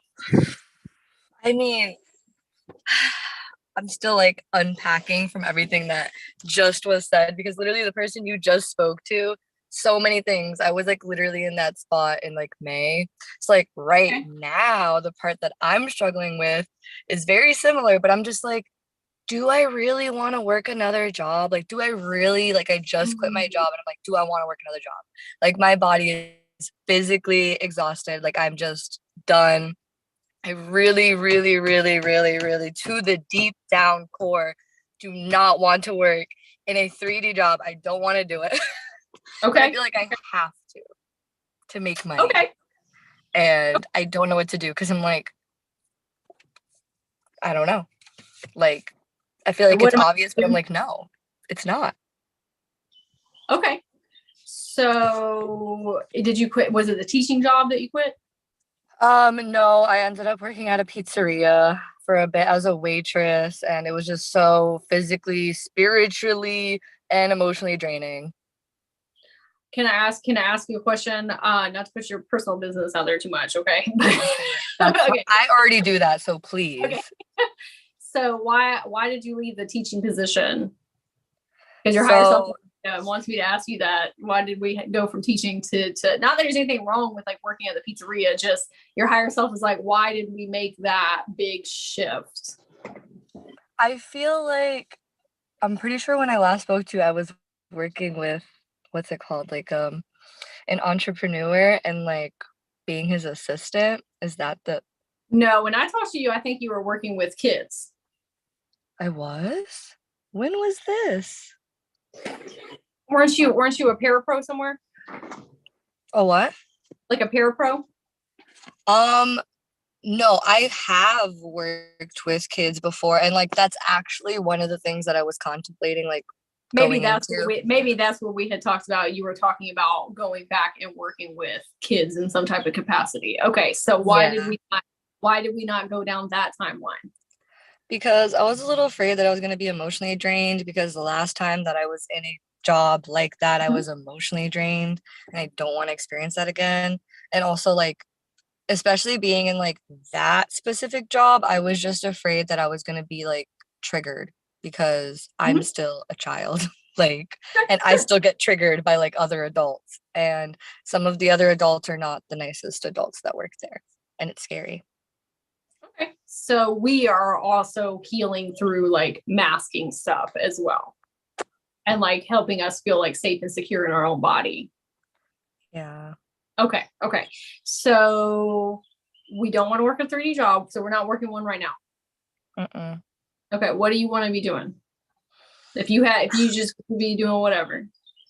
If I would do whatever, I just want to do whatever my soul wants to do. Like last night, What does your your soul want to do right now? You can't ask me that because my soul wants to do everything. Like I want to do literally everything. But specifically what I'm fixated on right now is like herbology and like trying to figure out how I can like make little like spray bottles with like different herbs and essential oils.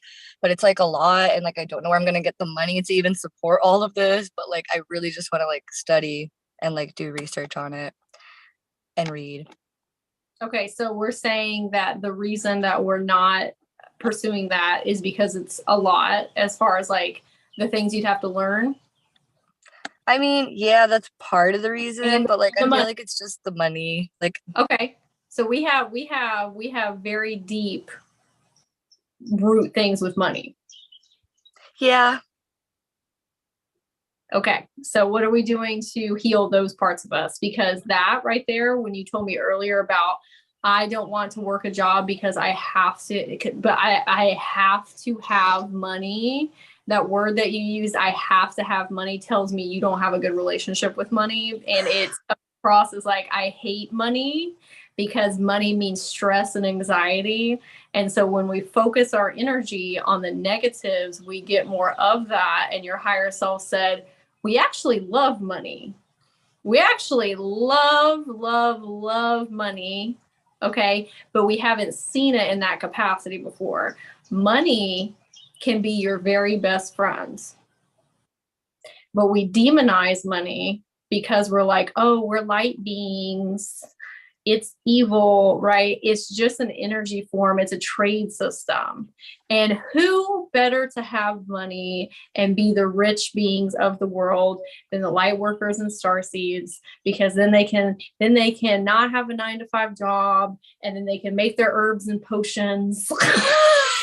Yes, it's so exciting. And follow all their heart's desires and their whims and just let their hyper focusing go wild and just like their multi-passionate, multi-dimensional self, right? So how does it feel when I say that instead of talking about how much you hate money? Well, that just made me really excited and really happy. And I was like, that's exactly what my soul wants. I'm like, that's exactly the only reason as to why I want money. Like I guess part of me like deep down is still struggling with the fact that like, you know, I see other people with money and I'm like afraid that I'm just gonna like somehow let it go to my head, which is impossible because I know myself. Mm-hmm. And like I wouldn't do that, but like I don't know. I guess it also goes back to like my parents and their relationship with money and like how they would always argue about money. And I think a part of me is also afraid because I feel like the finances that I'm gonna be getting is from a partner, and I don't like that because that means I have to depend on someone. And specifically since my parents had financial issues, I'm worried that what if all of a sudden he's like, I don't know, he just gets mad at me and like we argue about money. I don't There's a lot of layers. There's a lot of layers, and your higher self wants to say, you saying I don't like money is not your fault. Like we need to take that pressure off, because like that really, like, babies aren't born hating money and just having negative self-limiting beliefs and like all these things, okay, and trauma with everything and seeing their parents like, but none of that is your fault. It just happened in life, right? But your relationship with money is preventing you from moving forward, because on one hand you're saying like, I want to be free and just like do whatever I want to do, but then on the same side it's like you're sending negative vibrations to money of itself, but you need one and the other. Not saying you need money for everything, like there are. Now here's the other end of the stick. We sometimes look through the lens of I need money to do something when you actually don't. There are a million different ways that you can start researching herbalism because the internet is free. And there's YouTube University, and there are just like a million library, right? Now, what do you think would happen if you took like a little bit of inspired action while you started healing your relationship with money? What do you think your higher self and your guide team might align for you? Like I know it'll just come, but they might send you, oh, here's some extra money so you can focus on the effort that you have been putting in. And here's some opportunities to maybe all of a sudden you find out about a class in your local town, or you find, a mentor that's into those things. Or you get halfway through and you're like, I don't want to do this anymore, but you put so much pressure on guilt on yourself of like, no, I said I'm going to do this, so I have to do it. But that's not what you're meant to do. You're meant to pick a little bit up from herbalism and a little bit up from Reiki and a little bit up from this and a little bit, and then you make your own thing. Mm-hmm. So we've got some fears, doubts, and worries if we pick the wrong path. But some people's archetype, because you have ADHD and you are a multi-passionalite, is you are meant to be an innovator and put a whole bunch of things together and then make something really cool and awesome that's nothing like anybody has ever seen before. That sounds fun.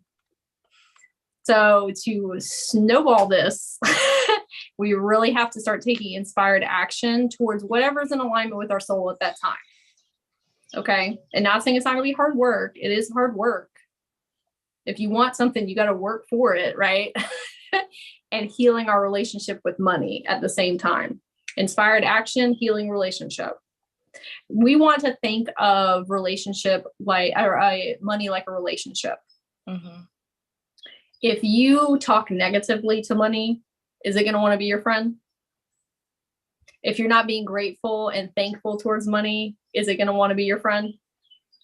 If you're not trusting in money that it's going to be there for you when it says it's going to be there for you, is it going to show up? We got to really think about it like a person. Like money can be your very best friend, or it can be your worst enemy. And not saying money's, like that's just, we're headed towards a collective consciousness, like space, a paradigm, of frequency where it's not as like ingrained into like how it is right now, but it is what it is right now. And it's whatever you want to make it. And I know like none of that stuff is your fault because trauma and like all this stuff, but it is our responsibility to like look at it and heal. Cause like if I told you to look at your bank account, or told you to look at your bills, or told you to think about things like that, I know that your body like constricts, and money feels that, which pushes it away further. So we've got to say, you know what? I love being able to pay my bills. I love that I'm able to do that exchange and that money shows up for me, and that, just having those more positive interactions. Because when you're pumping positive frequencies towards something, you get more positive experiences back. When you constrict, you get constriction. Yeah, I just feel like I can't do that though, because like I don't have a job, so I'm not going to have money to pay my bills. So I just ignore my bills and like just everything. Like I don't have Wi-Fi at home, so that's why I'm in like a parking lot right now to get Wi-Fi. Like I know I could like drive, but like I literally have no money for gas almost. I turned off my car because it's about to run out. I literally have $5 cash and like $1 in my bank account. All I have is my rent money, and I'm not gonna have money for my car or gas. Like I'm illegally driving because I don't have car insurance. Okay. We are looking at the 3D tangible form of money as cash in your hands. When you look at it like that, it pigeonholes your opportunities and ways to work with it. But if we sit in our room for free, or we go in our car where there's Wi-Fi and put on a meditation with the intention to heal our relationship with money and treat it like a friend and say like, hey, I know that we have some things that we need to repair with one another. And I'm going to make a commitment right now that I'm going to be thankful and grateful for you at all times. Anytime that I exchange money for something, I thank you so much. And I'm going to make intentional time to come in here and heal this relationship with you. You will start to see changes in your outer reality. Okay. Because now we're healing our relationship with the energy of money.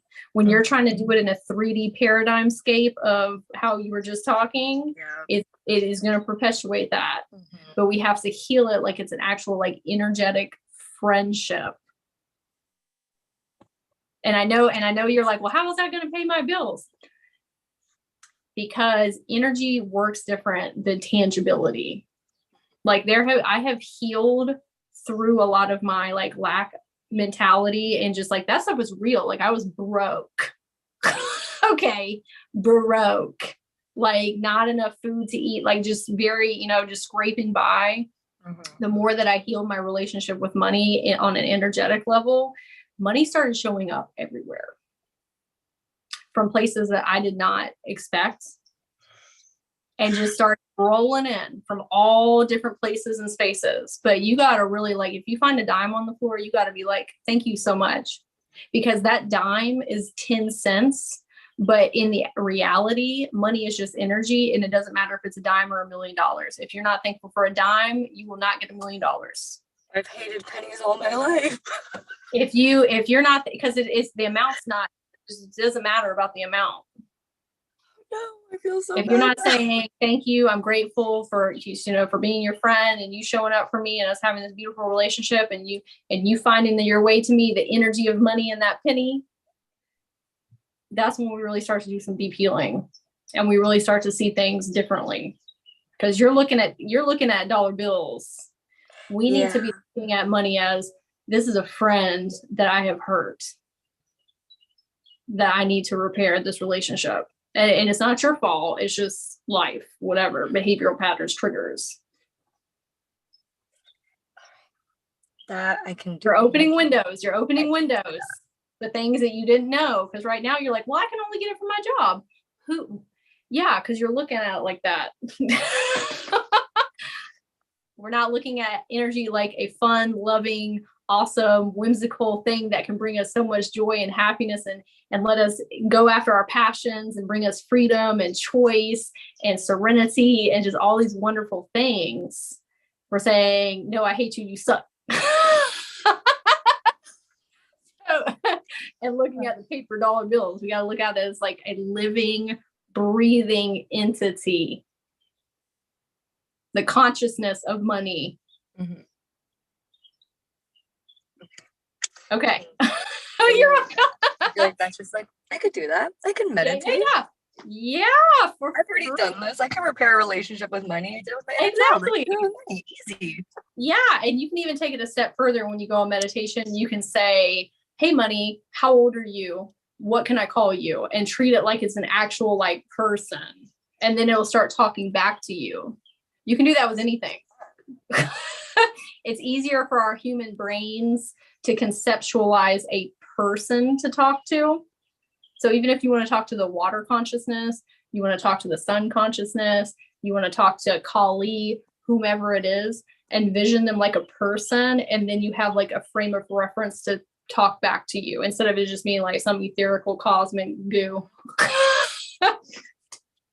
Okay. I will definitely do that. Thank you. Okay, so cool. You're welcome. I'm glad I helped.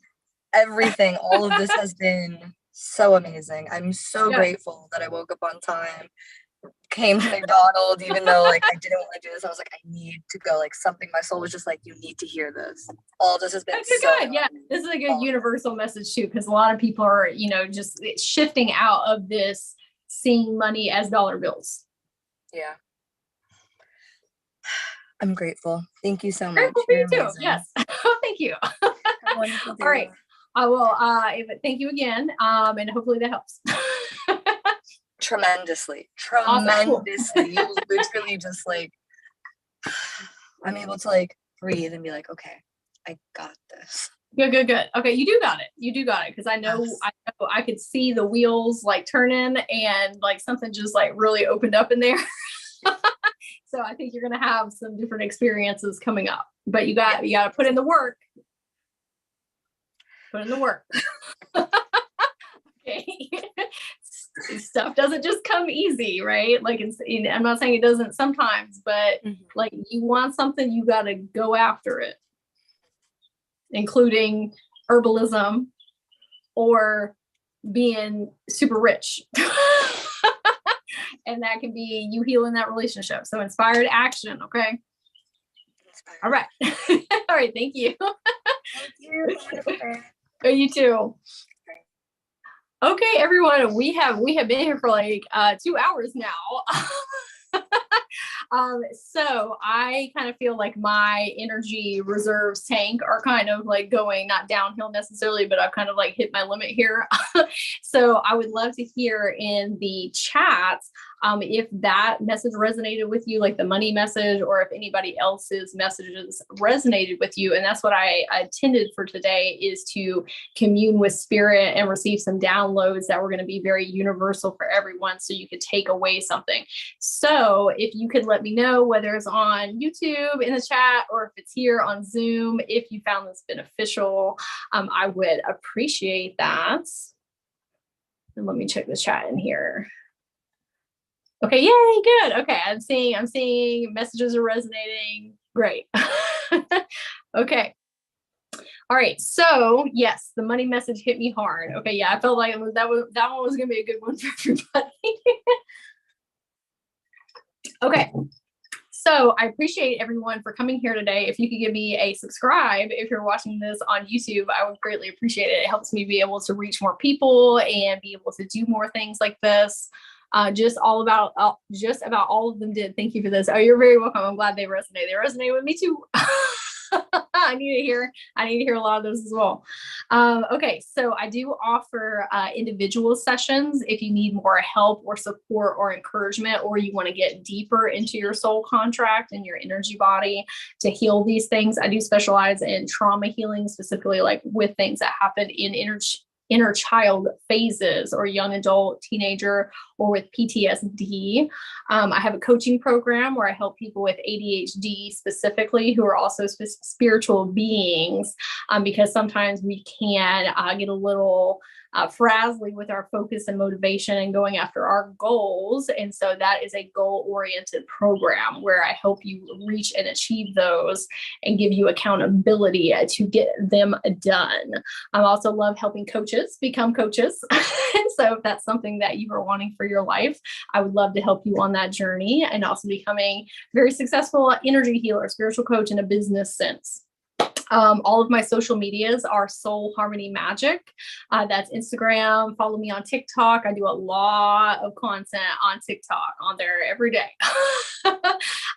So Instagram and TikTok, Soul Harmony Magic. And then also I'm going to be hosting a masterclass coming up, a free masterclass. I think it's going to be 5 days. And we are going to be going over all the things that I have done in my journey to become a spiritual coach and energy healer, all the do's and don'ts, things that I would tell my younger self, like, hey, we should have done this, we should have done that. Or, you know, all the business back end things, just tons of questions that I would have had at the beginning of my journey that I wanted to share with people, because we are all about to go through this really big collective shift together. And there's going to be a lot of spiritual coaches and life coaches, energy healers, like coming online and wanting to start their own businesses. And so my higher self is like, let's put this together for everybody to help with the collective shift.